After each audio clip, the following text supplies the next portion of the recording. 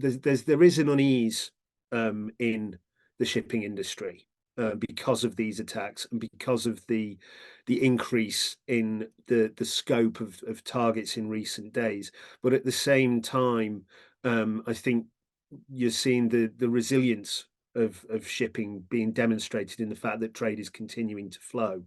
What would help enormously would be reassurances from militaries in the region that protection will be provided, as we have seen in a couple of the incidents already, and perhaps that we'll see the presence of warships in the affected area, which, don't forget, it's not the whole Red Sea.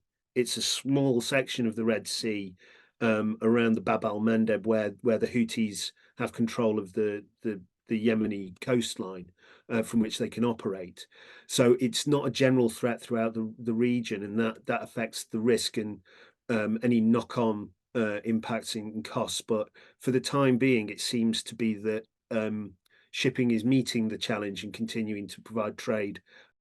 There is a nervousness out there at the moment because we've seen quite a few attacks in the last few days with damage to vessels, and it's not being taken lightly.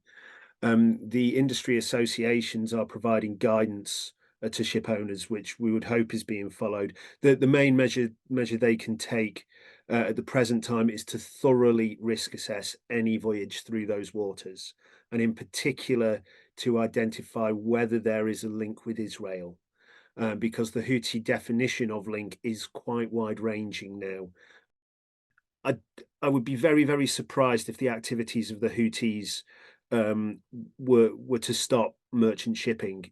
That's simply not how the shipping industry works. It's not how we respond to threats like this. We will do everything we can to mitigate any such threats and keep trade flowing. And you've seen that in recent conflicts, like the conflict in Ukraine and the closure of certain areas of the Black Sea.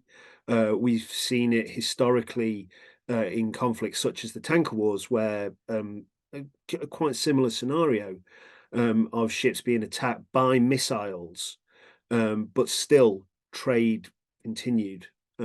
So I don't see there being a threat to a shipping in general, and B to the closure of these routes. And if that were to arise as a potentiality, I think we would see a much more robust reaction from navies in the area.